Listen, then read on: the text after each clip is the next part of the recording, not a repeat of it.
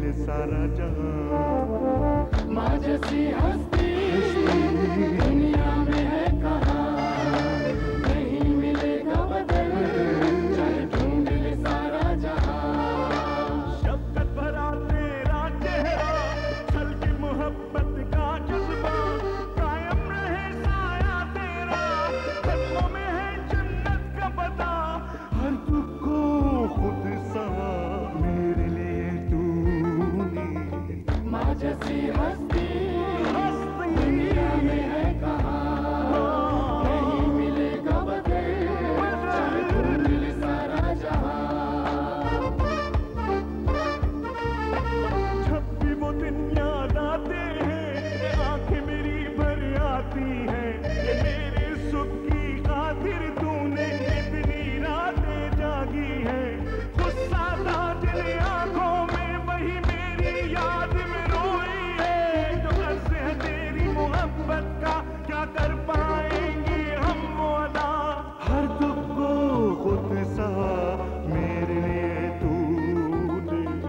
माँ जैसी हस्ती दुनिया में है कहाँ, नहीं मिलेगा बदल चाहे ढूंढ ले सारा जहां। शफ़क़त भरा तेरा चेहरा, छल की मोहब्बत का जज्बा, कायम रहे साया तेरा, कदमों में है जन्नत का पता। हर दुख को खुद सहा मेरे लिए तूने। आज के प्रोग्राम का आगाज़ इस ख़त से कर रही हूँ जो हमें मिसेस कैप्टन इजाज़ अहमद ने लिखा है। अपना नाम इन्होंने नहीं लिखा। इनके भाई ने शहादत नोश फरमाई और इन्हें तमग़ाए बसालत भी दिया गया। ये सियाचिन के महाज पर थे और 22,000 फुट की बुलंदी पर ओपी के फ़राइज़ अंजाम देते हुए इन्होंने शहादत का जाम नोश फरमाया।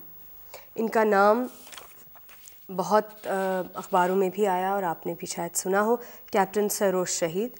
और ये प्रोग्राम भी आज का हमारा हीरोज़ के नाम है। उन हीरोज़ के नाम भी जिन्होंने शहादत का जाम नोश फरमाया, उनके नाम भी जो हर रोज़ एक नई लड़ाई लड़ रहे हैं गो अपने बका की, लेकिन एक बड़े कैनवस पे अगर देखा जाए तो अपनी कौम को, अपने लोगों को फ़ायदा पहुंचा रहे हैं। और उन हीरोज़ के नाम भी जिन्होंने हमेशा पाकिस्तान का नाम सर बुलंद रखा। हमें बहुत सारे ख़त मौसूल हुए जिसमें दोस्तों ने हमसे पूछा कि आपने कभी किसी शहीद की वालदा का इंटरव्यू क्यों नहीं किया। उसकी एक वजह है। वजह ये है कि ये वालदाएँ यकीनन बहुत ज़्यादा हिम्मत रखती हैं। वो माँ जो ये जानती है कि हर लम्हे उसके बेटे की ज़िंदगी ख़तरे में होगी, उसके बावजूद उसे मैदान जंग में भेजती है, यकीनन बहुत बहुत बहुत ज़्यादा हिम्मत वाली होगी। हम उन माँओं की बात कर रहे थे जिन्हें कभी कोई अप्रिसिएट नहीं करता, उनकी कभी कोई तारीफ़ भी नहीं करता और उन्हें कभी कोई इम्पोर्टेंस भी नहीं दी जाती। इसलिए कभी हमने इन माँओं को उनमें शुमार नहीं किया। हम ये प्रोग्राम इन तमाम हीरोज़ के नाम कर रहे हैं इस दुआ के साथ कि वो माएँ जो इतनी हिम्मत रखती हैं कि अपने बच्चों को मैदान जंग में भेज सकें, अल्लाह ताला उन्हें ये हिम्मत भी दे कि वो अपने बच्चों को, उन बच्चों को जो नाहक किसी का खून बहाते हैं, ये सबक भी दें कि हर जान कीमती है, हर जान का एहतराम है और हर जान उसकी माँ के लिए किसी भी दुनिया की शय से ज़्यादा है। आज माँ तुझे सलाम में आपकी मुलाकात एक ऐसे ही हीरो से करवा रहे हैं जो गो अपनी बका की लड़ाई लड़ रही है, लेकिन एक बड़े कैनवस पे बहुत बहुत फ़र्क डाल रही है इस माशरे में और अपने बच्चों की ज़िंदगी में। उसके बाद आपसे मुलाकात आपके शहर में और सबसे आखिर में अपने नेशनल हीरो से मुलाकात करेंगे, मोहसिन हसन खान साहब से। लेकिन सबसे पहले माँ तुझे सलाम।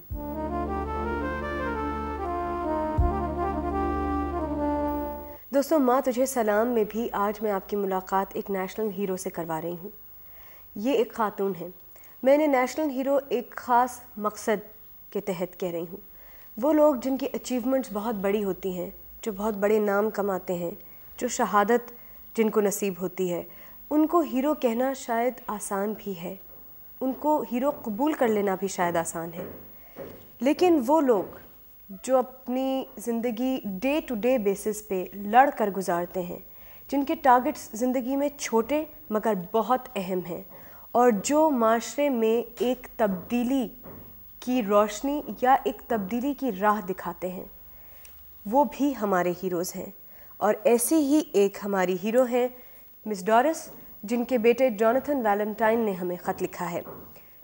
इनसे मुलाकात मेरे लिए पर्सनली एक बहुत स्पेशल इंस्पिरेशन थी और हम सब इनसे मिलकर बहुत ज़्यादा इंस्पायर हुए थे। जॉनथन लिखते हैं, अम्मी 16 साल की थीं जब उनकी शादी हो गई। उन्होंने सिर्फ मैट्रिक किया था और मेरे वालिद की उम्र उनसे बहुत ज़्यादा थी। वो सिविल इंजीनियर थे। शादी के कुछ अरसे तक तो वो बहुत अच्छे रहे, लेकिन उसके बाद हालात काफ़ी ख़राब होने लगे। 8 साल के बाद मैं पैदा हुआ और उसके बाद मेरा छोटा भाई। मेरी दादी और मेरी फूफी बहुत सख्त तबीयत की थीं। मेरी अम्मी को बहुत परेशान करती थीं, लेकिन फिर भी मेरी अम्मी उनकी सारी परेशानियां बर्दाश्त करती रहीं क्योंकि उनको हर वक्त हमारा ख्याल रहता था। शुरू में तो बात काफ़ी छुपी थी, लेकिन फिर चीखो पुकार और मार पीट बहुत बढ़ गई।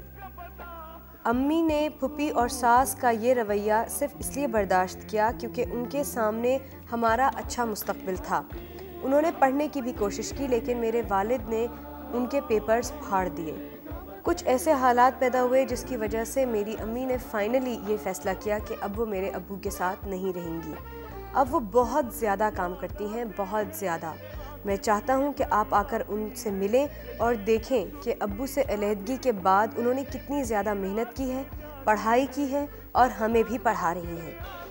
वेल जॉनथन, हम आपसे और मिस डोरिस से मिलने आपके घर आ रहे हैं। जॉनथन?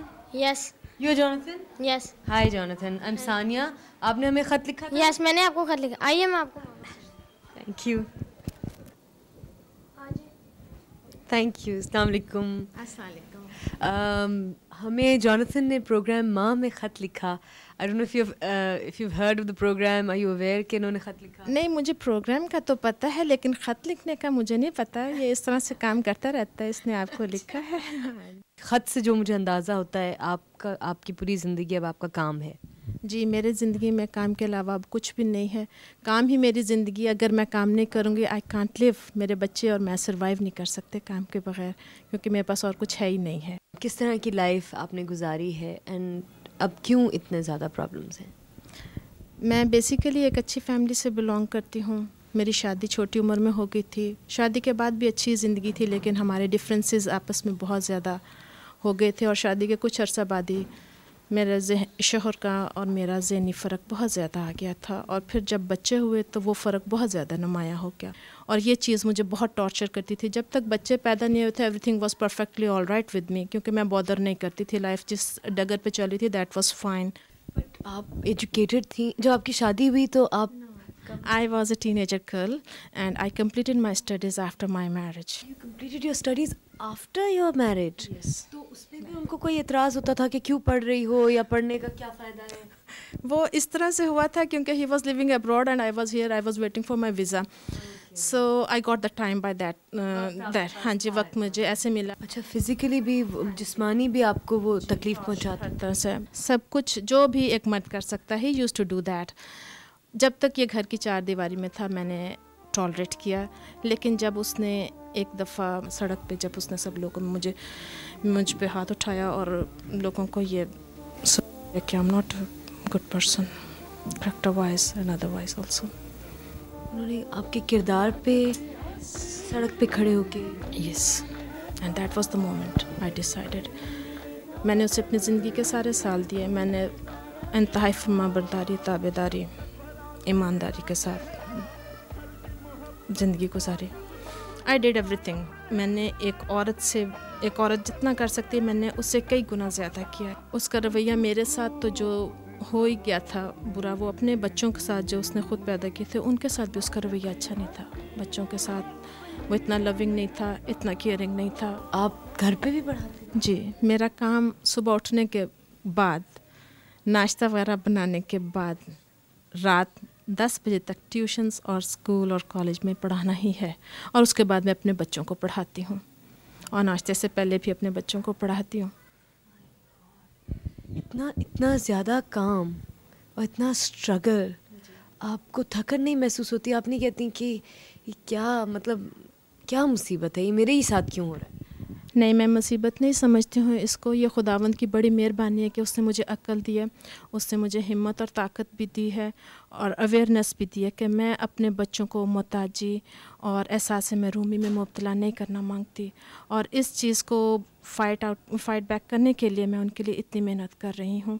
अगर हम आपसे पूछें कि आपकी क्या ख्वाहिश है जिसमें हम आपका साथ दे सकते हैं, it will be a pleasure and हम भी बहुत फ़ख्र से कह सकेंगे कि we were part of your struggle. Actually Sanya, ख्वाहिशात तो इंसान की बेतहाशा होती हैं, वो तो लामहदूद होती हैं। यू कांट से कि बाकी ज़रूरतें ऐसी हैं जिनसे पीछा नहीं छुड़ाया जाता। क्योंकि मैं ट्यूशन का, मैंने आपको बताया है कि मैं एक जगह से दूसरी जगह, आई ट्रैवल इन बस, आई रन, मैं भागती हूँ, मैं चलती नहीं हूँ सड़कों पे। गर्मी की दोपहरों में भी मैं, जून जुलाई में लोग अंदर होते हैं, मैं सड़कों पे चलती हूँ अपने बच्चों के लिए, ट्यूशन्स के लिए। उसके लिए मुझे कन्वेंस की प्रॉब्लम है और मैं अपने बेटों के लिए कंप्यूटर भी चाहती हूँ।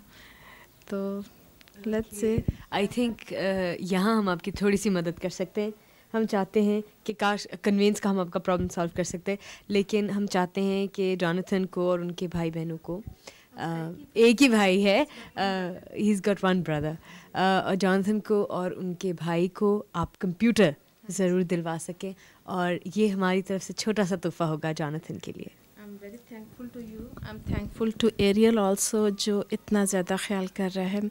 और मुझे उम्मीद है कि ऐसी ख़वातीन जिनको इस तरह के इंस्पायरेशन की और करेज की ज़रूरत है, एरियल उनको ज़रूर हेल्प आउट करेगा, और खुदा करे कि एरियल और ज़्यादा बड़े और फले फूले। Thank you so much. और हमें ये उम्मीद है कि इस प्रोग्राम के ज़रिए आपको जिन ख़वातीन ने देखा है वो आपसे इंस्पिरेशन हासिल करेंगी और अपनी स्ट्रगल में आपकी स्ट्रगल और स्ट्रेंथ को शामिल करेंगी। Thank you very much. It's been the pleasure is entirely mine. Thank you very much. Thank you. खुदा हाफिज़। दोस्तों, इस बहुत इंस्पिरेशनल मुलाकात के बाद वक्त है एक छोटे से ब्रेक का। ब्रेक के बाद मिलते हैं आपके शहर में।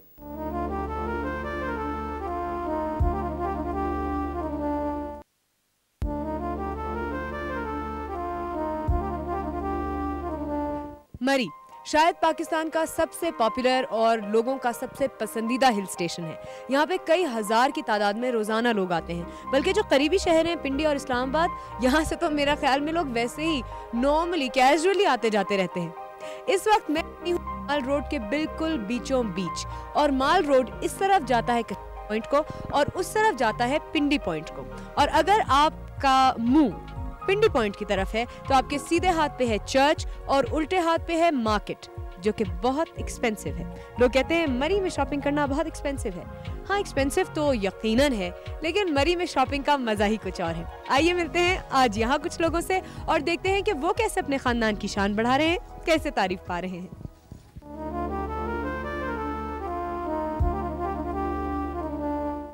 मरी में ये जो रोड है ये बहुत बिजी स्ट्रीट है, बहुत शॉपिंग होती है। अस्सलाम वालेकुम। वालेकुम सलाम। किधर से निकल के आऊँ मैं? इधर से। कैसी हैं आप? अभी तक तो ठीक ही हूँ। अभी तक आप ठीक हैं? हाँ। ऐसा कैसे हुआ? ऐसा बस ना पूछें, कुछ अल्लाह की मर्जी, कुछ माँ बाप की दुआएं। आपका नाम क्या है? अभी तक फाकिहा ही है। फाकिहा? फाकिहा। फाकिहा, इसका क्या मतलब है? जन्नत का फल। आप अपने घर में सबसे लाडली हैं? Not at all, not at all. तो मेरे कौन है? मेरी छोटी बहन।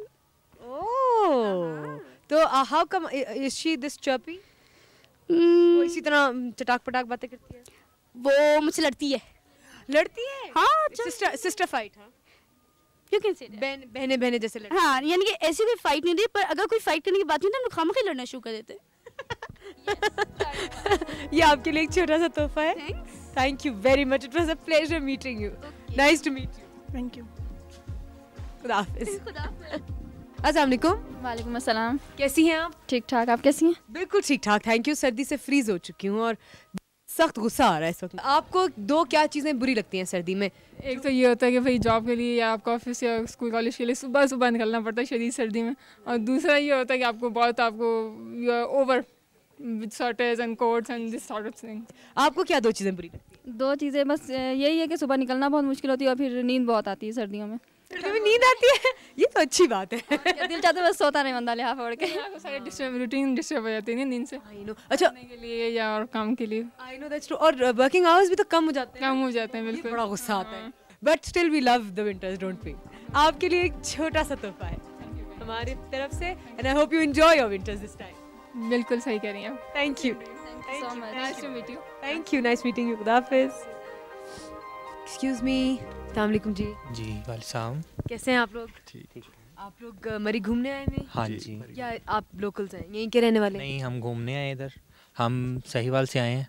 क्या नाम है आपका? हारून। हारून। और आपका? नसरुल्लाह खान। नसरुल्लाह खान। और आपका? मेरा नाम हाफिज ताहिर। आप लोग क्या करते हैं? स्टूडेंट्स हैं? आप काम करते हैं? जॉब करता हूँ, नेशनल बैंक में जॉब करता हूँ। नेशनल बैंक में जॉब करते हैं? मेरी शॉप है। आपकी शॉप? I am cricketer. अच्छा ये बताएं, डोमेस्टिक क्रिकेट की हालत इतनी बुरी क्यों है मेरे भाई? ये वो ही बता सकते हैं जो बुरी कर रहे हैं। जो खेल रहे हैं वो भी तो बता।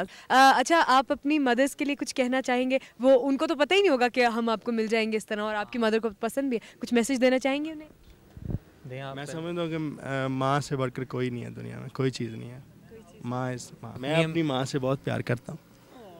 अब वो देखेंगे आपको, आप ज़रूर बताइएगा कि मैंने प्रोग्राम पे आपके लिए मैसेज दिया है, तो फिर वो देखेंगे। जी ये आपके लिए है। Thank you very much. कहते थे कि इसमें क्या होता है, आप देखेंगे क्या देखेंगे इसमें क्या देते हैं आप लोग। सस्पेंस क्रिएट होगा क्या है इसमें।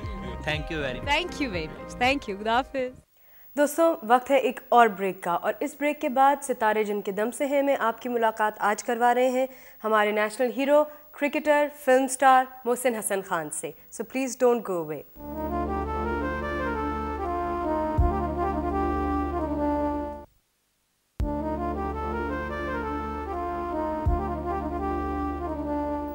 दोस्तों हस्बे वादा आपकी मुलाकात आज करवा रहे हैं आपके और हमारे नेशनल हीरो से। आपने बहुत शिकायत हमसे की कि आपने उन्हें क्यों नहीं बुलाया, ऐसा क्यों हुआ। तो जनाब पहले तो मैं अपनी सफाई पेश कर दूं। ये प्रोग्राम रिकॉर्ड होता है कराची में, और मोहसिन साहब बहुत बिज़ी थे लाहौर में, इनकी फ़िल्म कमिटमेंट्स थी और हम इन्हें इनवाइट नहीं कर सके। कुछ कोताही हमारी, कुछ मसरूफियत इनकी, लेकिन आज आपकी मुलाकात करवा रहे हैं मोहसिन साहब से।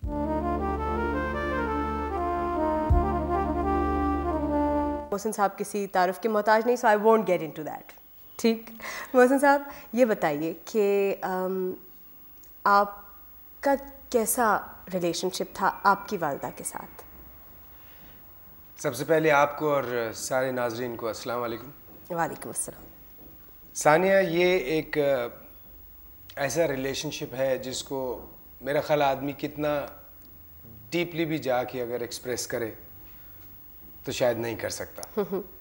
नो डाउट मैं भी करूँगा और दूसरे भी करते रहे और हर इंसान करता है, लेकिन आई थिंक ये एक ऐसा रिलेशनशिप है माँ के साथ औलाद का कि जिसका कोई जोड़ नहीं है। अच्छा मोहसिन साहब, बहुत सारी बातें होती हैं जो वालिदैन के चले जाने के बाद याद आती हैं बच्चों को। आपको अम्मी की सबसे ज़्यादा क्या बात याद आती है? बातें तो तकरीबन सभी याद आती हैं। मेरी मदर में एक बहुत ख़ास बात थी जो मैंने रियलाइज़ की बड़े होने के बाद। अमेरिका में पढ़ने के बावजूद उन्होंने हमेशा मुझे इस्लाम और पाकिस्तान के कल्चर के बिल्कुल साथ साथ रखा।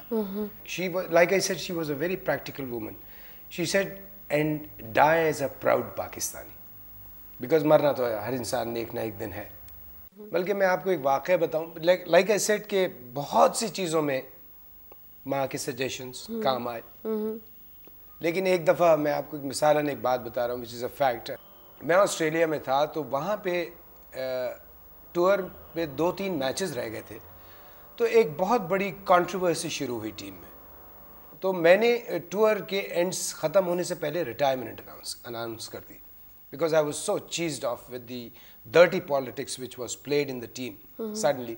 तो मैंने रिटायरमेंट अनाउंस कर दी। वहाँ ऑस्ट्रेलियन प्रेस आ गई, उसने सारा कुछ ब्ला ब्ला ब्ला पूरा मामला उछाल दिया। और मैंने, हालांकि with due respect to my country, Australian press ने बहुत कोशिश की कि मैं बताऊं कि क्या बात है। तो मैंने उनको कुछ नहीं बताया, मैंने सिर्फ इतना कहा कि due to my personal reasons I am retiring. Can you believe it कि रात के करीब 12:30-1 बजे मेरे होटल के कमरे में फ़ोन आया मेरी मदर का, और उन्होंने मुझसे कहा कि बेटा मैं ना तुमसे रिक्वेस्ट कर रही, तुम्हें एक हुक्म दे रही हूँ कि तुम रिटायरमेंट वापस लोगे और पाकिस्तान वापस जब आओगे तो एज अ टीम मेंबर वापस आओगे, अदरवाइज़ माफ़ नहीं करूँगी। उस वक्त माँ की सिर्फ एक बात सोची कि फ़ायदे की बात होगी, नुकसान इसमें कुछ नहीं होगा, तो मैंने उनका हुक्म मान लिया था। मोहसिन साहब, कुछ कहना चाहते हैं आप अपनी अम्मी से जो आपने पहले कभी नहीं कहा, क्योंकि वो हर वक्त आपके साथ हैं? I am sure she can hear you. कुछ कहना चाहेंगे उनसे?